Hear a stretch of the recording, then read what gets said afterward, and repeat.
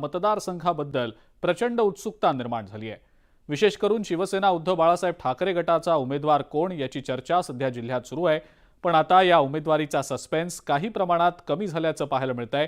2019 मध्ये एमआयएमच्या इम्तियाज जलील यांच्याकडून चंद्रकांत खैरेंचा झालेला पराभव हा शिवसेनेला खूप जिव्हारी लागलेला होता। त्यामुळे यावेळेला निवडणूक जिंकायची असेल तर ठाकरेंच्या शिवसैनिकांना आधी आपापसातले वाद मिटवून नंतरच प्रतिस्पर्धी उमेदवारांबद्दल विचार करावा लागेल।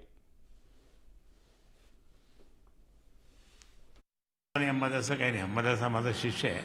त्यांनी तुमच्यासमोर पेढा तोंड हे केलं, गोडतोंड केलं होतं माहिती आहे। त्या ठिकाणी या बाबतीत काही आता आग्रह करणार नाही, कारण आता विरोधी पक्षनेता पण खूप मोठं आहे। मला असं वाटतं अजून फार दूर सगळ्या गोष्टी आहेत आणि शिवसेनेचे पक्षप्रमुख निर्णय घ्यायला समर्थ आहेत। कोणी काय इच्छा व्यक्त केली याला कोणताही अर्थ उरत नाही। जनतेची इच्छा काय ही महत्वाची असते आणि जनतेची इच्छा पक्षप्रमुखांना माहिती असते।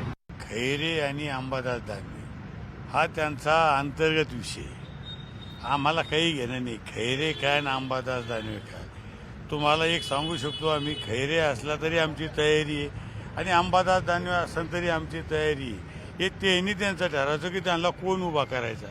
आम्ही तर तयारच आहे। शिंदे साहेब जे उमेदवार देतील त्या उमेदवाराला आम्ही लोकसभेला निवडून आणू